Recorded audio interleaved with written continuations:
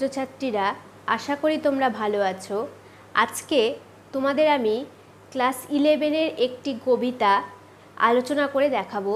তো এই কবিতাটি আলোচনার পূর্বে তোমাদের একটু জানতে হবে কবিতাটির যে কবি অর্থাৎ লালন ফকির সম্বন্ধে। তো লালন ফকির সম্বন্ধে জানার সুবাদে তোমাদের বলে রাখি, এই যে লালন ফকির তিনি হলেন একজন বাউল সাধক। অর্থাৎ বাউলরা কি করেন, তারা জাতি ধর্ম বর্ণ নির্বিশেষে ঈশ্বরের আরাধনা করেন। অর্থাৎ আমরা যেমন হিন্দু মুসলিম খ্রিস্টান বিভিন্ন ধর্মের মানুষেরা বিভিন্ন ধর্ম কেন্দ্রে যায় বা ধর্মকে নিয়ে মাতামাতি করি, এরা কিন্তু তা নয়। এদের কাছে একমাত্র আরাধ্য তাদের মনের মানুষ। অর্থাৎ তারা নিজেদের ঈশ্বরকে সাধনা করেন মনের মানুষ হিসাবে। তো এই লালনের প্রচুর গান তোমরা শুনে থাকবে। তো আমাদের পাঠ্য যে কবিতা বাড়ির কাছে আরশিনগর, এটি আসলে একটি কবিতা নয়, এটি আসলে একটি গান। তোমরা দেখে নাও তোমাদের এই কবিতাটিতে কি রয়েছে।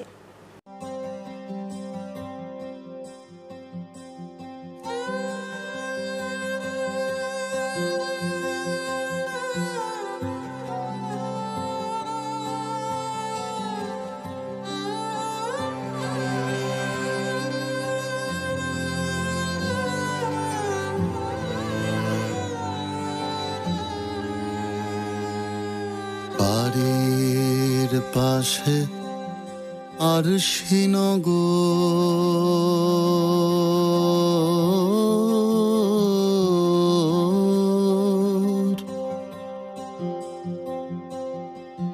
বাড়ির পাশে আরশিনগর,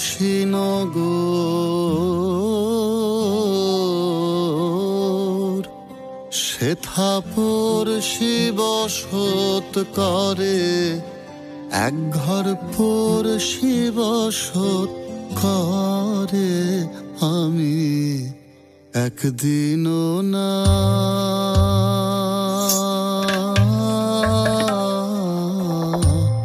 দেখিলাম তারে।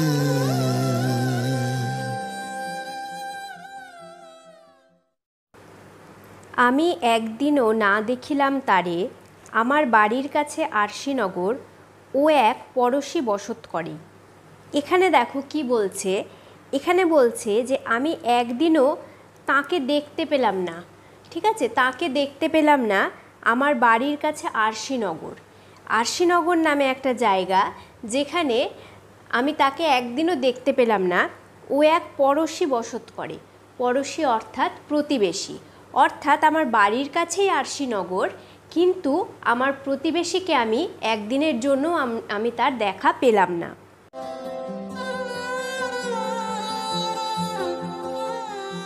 ঘেরাম বেড়ে অগাধ পানি,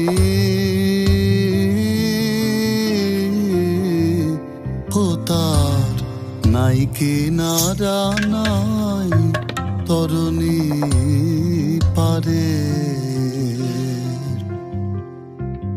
ঘেরাম বেড়ে অগাধ পানি,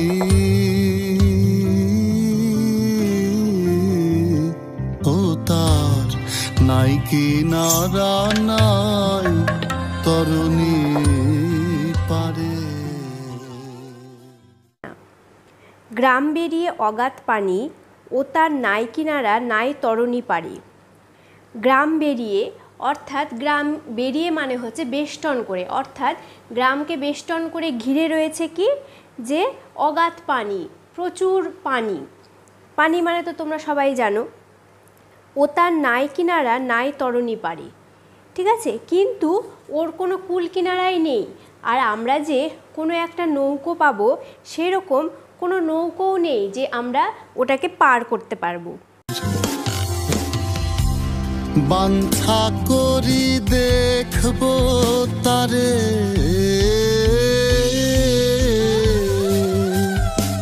মনে বাঞ্ছা করি দেখবো তারে, কেমনে সেথা যাই রে আমি কেমনে সে গায়ে যাই রে।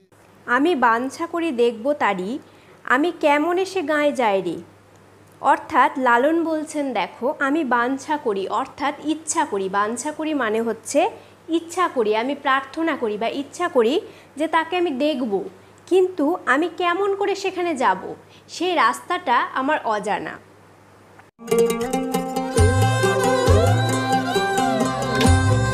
কি বলবো পরশের কথা,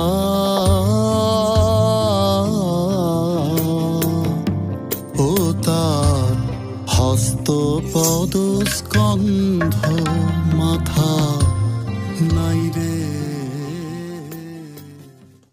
বলবো কি সেই পড়শির কথা, ও তার হস্ত পদ স্কন্ধ মাথা নাই রে।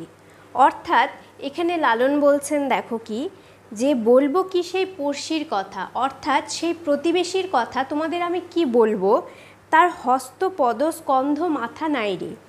হস্ত মানে হাত, পদ মানে পা, স্কন্ধ মানে কাঁধ, আর মাথা মানে মাথা, নাই রে তার এই সমস্ত কিছু নেই। অর্থাৎ তার প্রতিবেশীর হাত, পা, কাঁধ আর মাথা নাই।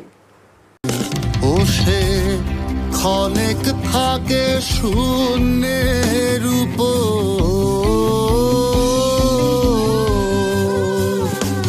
ও সে ক্ষণেক থাকে শূন্যের উপর, ক্ষণেক ভাসে নীড়ে, ও সে ক্ষণেক ভাসে নীড়ে। ও সে ক্ষণেক থাকে শূন্যের ওপর, আবার ক্ষণেক ভাসে নীড়ে। বলছে কি যে সে কিছুক্ষণ, ক্ষণেক মানে কিছুক্ষণের জন্য কোথায় থাকে, শূন্যের ওপর থাকে, আবার কিছুক্ষণের জন্য ও ভাসে নীড়ে। ঠিক আছে, পরশে যদি আমায় ছুঁতো,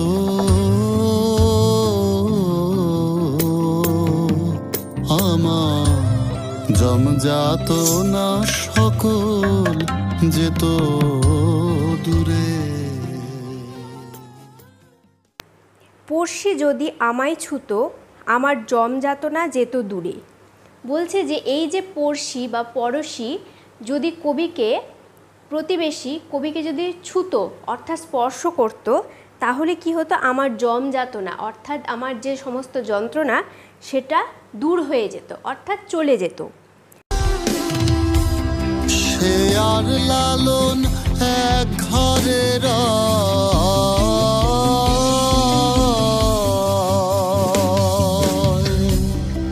সে আর লালন এক ঘরে রয়, লক্ষ যোজন দূরে, মাঝে লক্ষ যোজন ফাঁক রে। আমি একদিনও না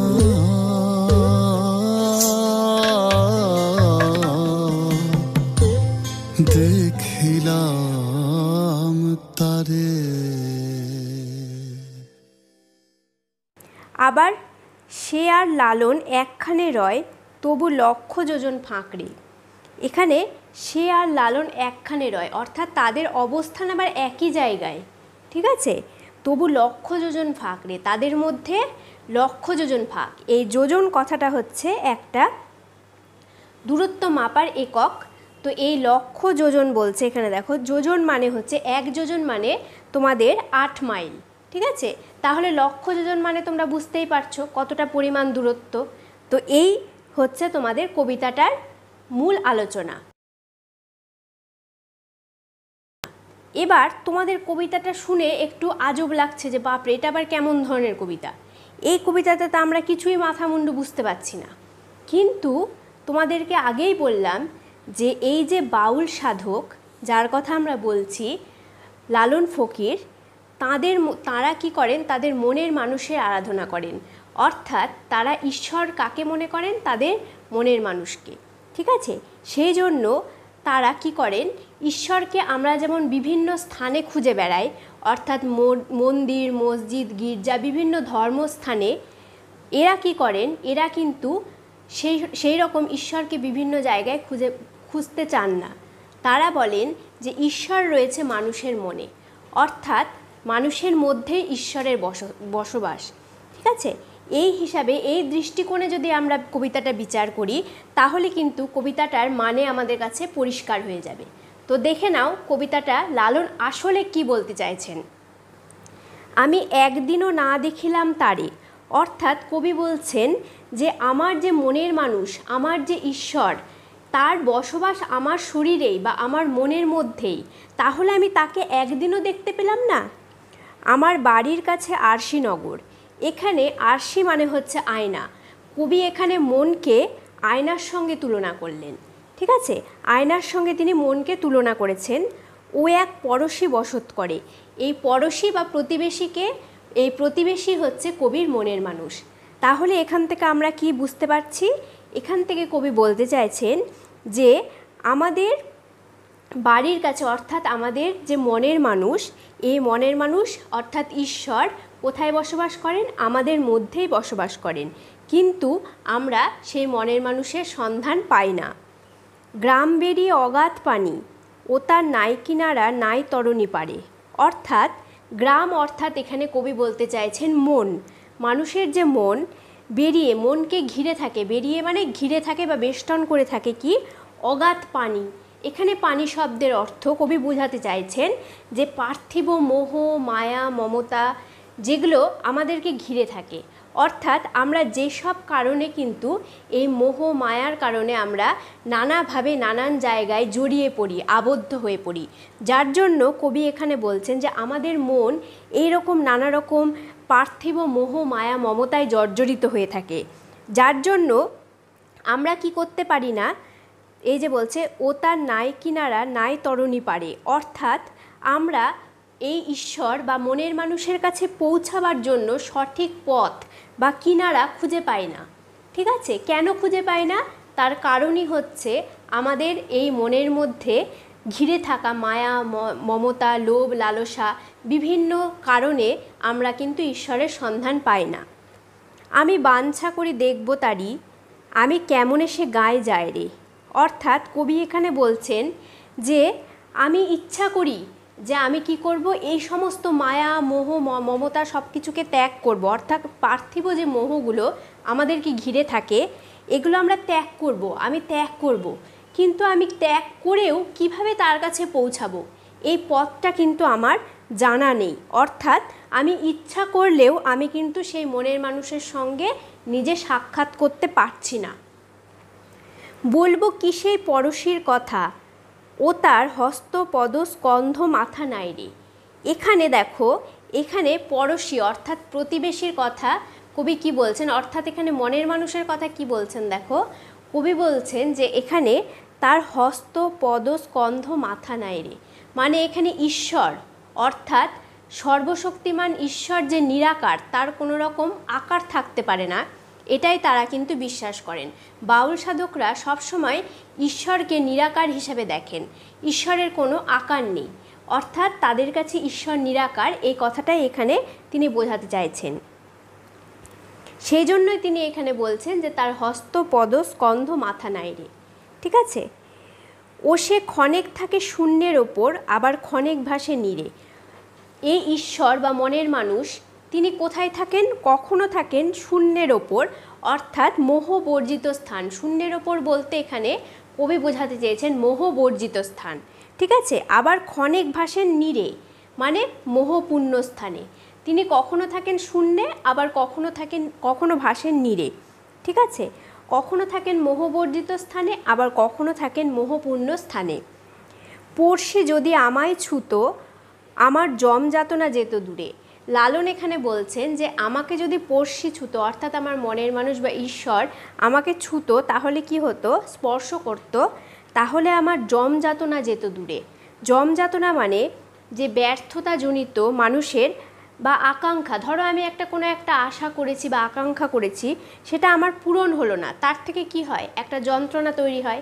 যেমন ধরো তোমরা কেউ মনে করেছো যে আমি মাধ্যমিকে এত নম্বর পাবো, তোমরা একটা মনে মনে ঠিক করে রেখেছো, কিন্তু তুমি দেখলে কি যে আমার সেই আশাটা পূরণ হলো না, তুমি হয়তো কিছু নাম্বার কম পেলে, তখন তোমাদের মনের মধ্যে একটা দুঃখ হয়।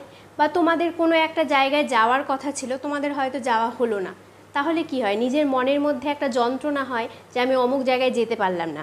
তো কবি এখানে সেরকম কি বলছেন, তারও একটা যন্ত্রণা হয়েছিল, সেই ব্যর্থতা আকাঙ্ক্ষা পূরণ না হওয়ার যে যন্ত্রণা, সেটা তার কবির মনে হয়েছে যেন দূর হয়ে যেত পড়শি যদি তাকে স্পর্শ করত। আবার সে আর লালন একখানে রয়, তবু লক্ষ যোজন ফাঁকড়ে। কবি এখানে বলতে চাইছেন, দেখো সে আর লালন একখানে রয়, এখানে সে অর্থাৎ আমাদের মনের মানুষ, তিনি আর লালন অর্থাৎ লালন ফকির একখানেই বসবাস করেন, তবু তাদের মধ্যে লক্ষ যোজন ফাঁক, অর্থাৎ তাদের মধ্যে দূরত্ব প্রায় লক্ষ যোজন মানে হচ্ছে, যোজন মানে বললাম তোমাদের 8 মাইল, 1 যোজন মানে 8 মাইল, তাহলে লক্ষ যোজন মানে চিন্তা করো কত মাইল হবে, অনেকটাই পরিমাণ দূরত্ব। তো কবি এখানে কি বোঝাতে চাইছেন, যে আমরা একখানেই রই কিন্তু আমাদের মধ্যে দূরত্বটা অনেকখানি, আমরা সেই দূরত্বটাকে পার করে যেতে পারি না। আসলে এখানে এই যে লালন ফকির কবিতাটা লিখলেন, তোমাদের আমি পূর্বেই বললাম যে এটা আসলে একটি কবিতা নয়, এটি একটি গান। তিনি বিভিন্ন রকম গান রচনা করতেন, সেই গানগুলোর মাধ্যমে তিনি মানে অসাম্প্রদায়িক মানবতার বাণী তিনি প্রচার করতেন, অর্থাৎ তার কাছে সবার ঊর্ধ্বে মানুষ, এই যে একটা ভাবধারা, এই ধারাটাই তিনি কিন্তু প্রচার করতেন, যার জন্য তার সমস্ত গানগুলোতে এই ভাবনাই আমরা দেখতে পাবো। তো যাই হোক, আমাদের আলোচনায় ফিরে আসি। তোমাদের এই যে বাউল সাধকের দৃষ্টিভঙ্গির কথা, অর্থাৎ মনের মানুষের যে কথাটা এখানে কবি বোঝাতে চাইলেন, এখানে তিনি কি বোঝাতে চাইলেন, কবিতাটার যে মূল অর্থ বা মূল আলোচনা, এখানে কবি এটাই বোঝাতে চাইলেন যে মানুষের মনের মধ্যেই ঈশ্বরের অবস্থান।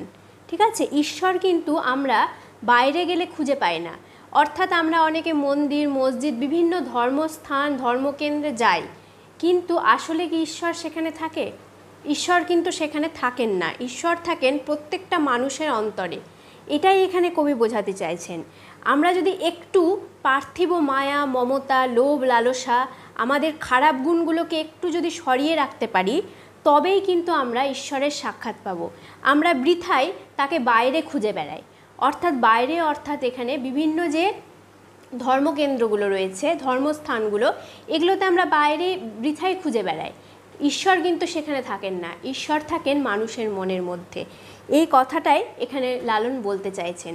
সুতরাং আমাদের প্রত্যেকটা মানুষের কি করা উচিত, আমাদের মনের মধ্যে জমে থাকা লোভ লালসা মায়া মমতা মোহ এই সমস্ত কিছুকে ত্যাগ করা উচিত। যদি আমরা ত্যাগ করতে পারি তবেই আমরা ঈশ্বরের কাছে পৌঁছাতে পারবো। এই ঈশ্বরকে সাধনা বা ঈশ্বরকে আমরা কি করতে পারবো, ঈশ্বরকে আমরা মন ভরে কিন্তু পেতে পারবো।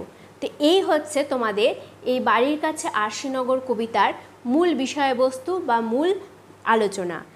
এরপরেও তোমাদের যদি কোনো জায়গায় বুঝতে অসুবিধা হয় তোমরা অবশ্যই আমাকে জানাবে, আর যদি তাছাড়াও কোনো প্রশ্ন তোমাদের থাকে তোমরা সেটাও আমাকে বলতে পারো, আমি অবশ্যই তোমাদের সেই প্রশ্নগুলোর উত্তর দেওয়ার চেষ্টা করব। তো তোমরা ভালো থেকো, বাড়িতে পড়াশুনো করো, আর অবশ্যই খুঁটিয়ে বইগুলো পড়ো, তাহলেই কিন্তু তোমরা ঠিকভাবে প্রশ্নের উত্তর লিখতে পারবে।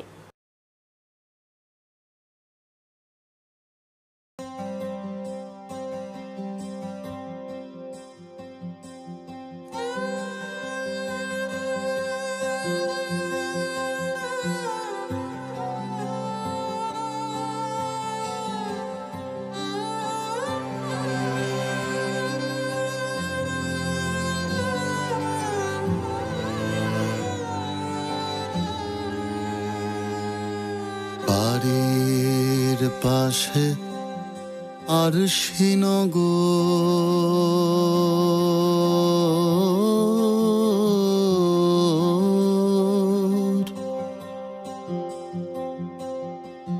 বাড়ির পাশে আরশিনগর,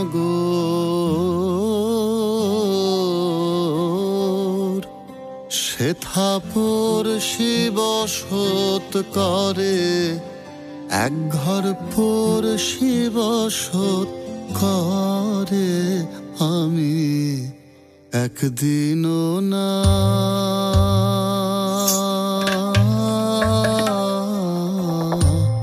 দেখিলাম তারে।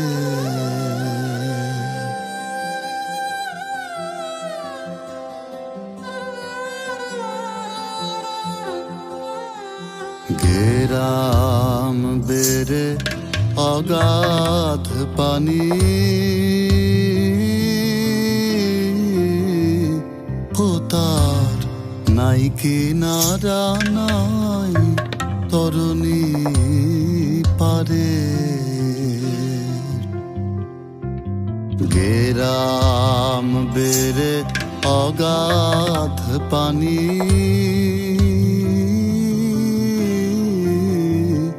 ও তার নাই কিনারা নাই তরুণী পারে।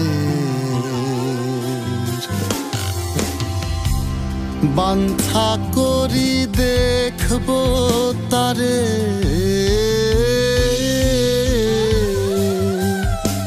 মনে বাঞ্ছা করি দেখব তারে, কেমনে সে থা যাই রে, আমি কেমনে সে গায় যাই রে, আমি একদিনও না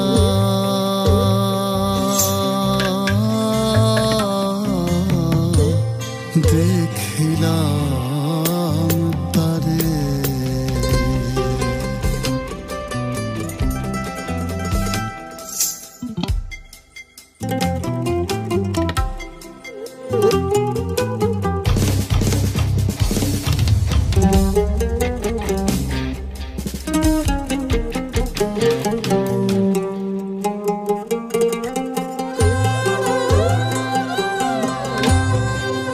বলবো পুরুষের কথা,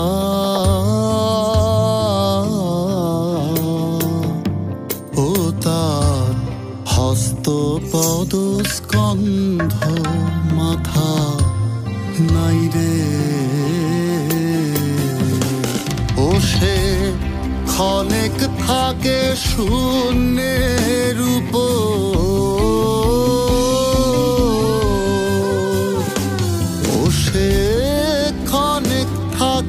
শূন্যের উপর ক্ষণেক ভাসে নীড়ে, ও সে ক্ষণেক ভাসে নীড়ে, আমি একদিনও না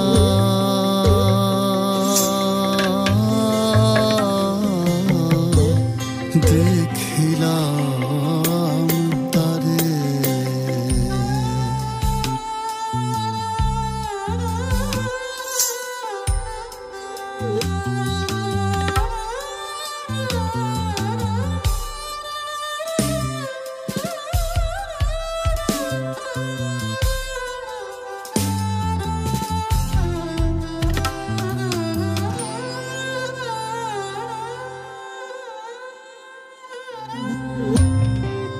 সে যদি আমায় ছুঁতো,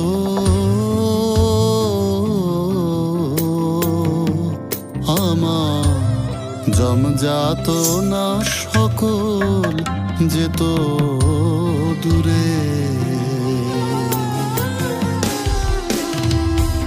সে আর লালন এক ঘরের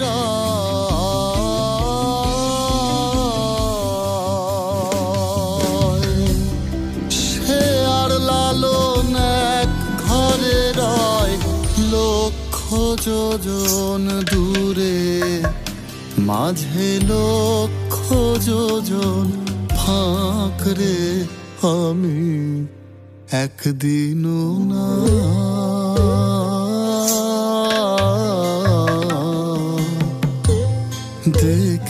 দেখিলাম তারে।